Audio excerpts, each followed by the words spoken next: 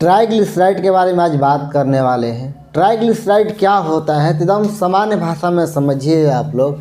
Triglyceride एक प्रकार का चर्बी है, मतलब फैट है। क्या है ये?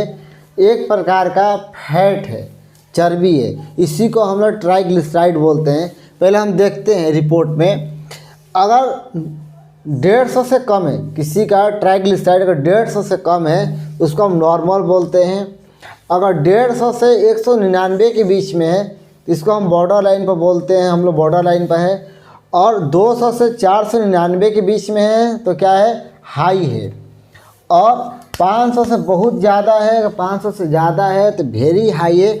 और रिस्क है कि उसको हार्ट अटैक की संभावना ज़्यादा बढ़ जाती है, ब्रेन स्ट्रोक की संभावना बढ़ जाती है, क्लॉट होने की संभावना बहुत ज़्यादा हो जाता है। ब्लड में क्या हो जाता है? क्लॉट होना शुरू हो जाता है, नस ब्लॉक हो सकता है। और हार्ट की समस्या भारत में बहुत ज़्यादा इसलिए बढ़ रही है क्योंकि भारत में ट्राइग्लिसराइड बहुत ज़्यादा बढ़ रहा है।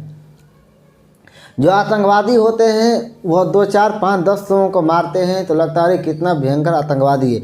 उससे भयंकर आतंकवादी क्या है? ट्राइग्लिसराइड, जो हर साल भारत में कम से कम 32-33 लाख लोगों को मारता है। ये हर साल ये मारता है। ये कितना भयंकर आतंकवादी है इसका हम अंदाज़ा लगा सकते हैं। साइलेंट किलर है ये। क्या है? साइलेंट किलर है। ट्राइग्लिसराइड होना चाहिए, कितना होना चाहिए? 150 होना चाहिए। यह हमारे शरीर के लिए ज़रूरी है। इससे कम जो होना चाहिए, इससे ज़्यादा नहीं होना चाहिए, इतना होना चाहिए क्योंकि शरीर को इतना चाहिए ही चाहिए। लेकिन बहुत जब ज़्यादा हो जाता है तो ये क्या होता है? हार्ट के लिए समस्या बन जाता है, लकवा की समस्या के खतरा बन जाता है, ब्रेन स्ट्रोक हो सकता है, ब्रेन अटैक हो जाता है।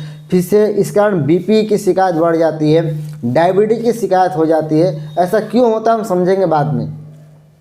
देखिए, हम जो भी खाना खाते हैं, क्या है? जो भी हम खाना खाते हैं, दाल चावल सब्जी रोटी, तो जितना हम खाना खाते हैं और हम उतना पचा दिए और ट्राइग्लिसराइड नहीं बढ़ेगा।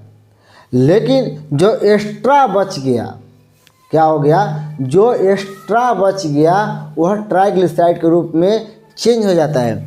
पहले क्या होता है? ग्लूकोज, ग्लूकोज से फैट, फैट के बाद क्या होता है? ट्राइग्लिसराइड। इसको और हम सिंपल भाषा में समझते हैं। मान के चलिए रोज़ आपको 10 रोटी की आवश्यकता है। कितनी?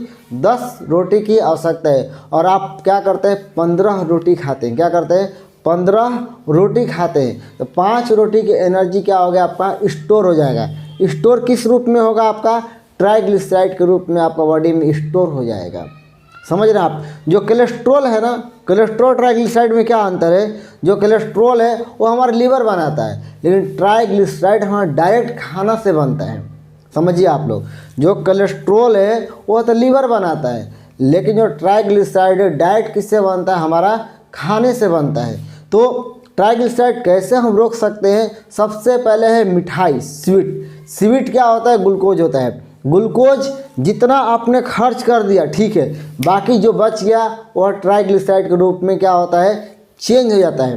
कोल्ड ड्रिंक, कोल्ड ड्रिंक में क्या होता है? भर भर के चीनी होता है, बहुत ज़्यादा चीनी होता है। तो चीनी क्या होता है? चेंज है, अब किस में हो जाएगा? आपका ट्राइग्लिसराइड के रूप में चेंज हो जाएगा।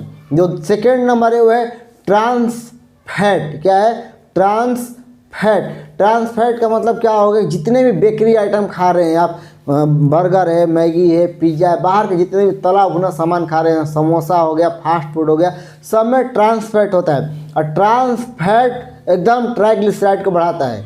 जैसे ही ट्राइग्लिसराइड बॉडी में ज़्यादा बढ़ जाएगा, नसों को क्या करेगा? ब्लॉक कर देगा। नस जैसे ही ब्लॉक होगा आदमी को हार्ट अटैक हो जाएगा।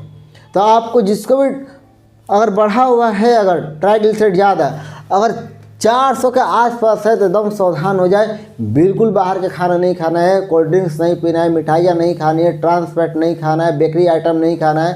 अच्छा, तीसरा 5वां चीज़ है वह है बिस्किट।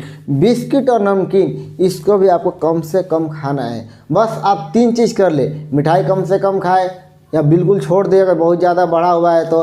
ट्रांस फैट से बना हो, कोई भी रिफाइंड तेल से बना हुआ सामान नहीं खाना है, बाहर का खाना नहीं खाना है, फास्ट फूड नहीं खाना है, बिस्किट नमकीन नहीं खाना है, और साथ में आपको एक्सरसाइज करेंगे। जब हम एक्सरसाइज करेंगे तो ट्राइग्लिसराइड जो हमारा जमा हुआ है ना बॉडी में, यहाँ ब्लड में ट्राइग्लिसराइड जो जमा हुआ है वह धीरे धीरे पिघलने लगेगा, मेल्ट होना शुरू हो जाएगा, और जो नसें जो हमारा जो काम नहीं कर रहा था वह काम करना शुरू कर देगा।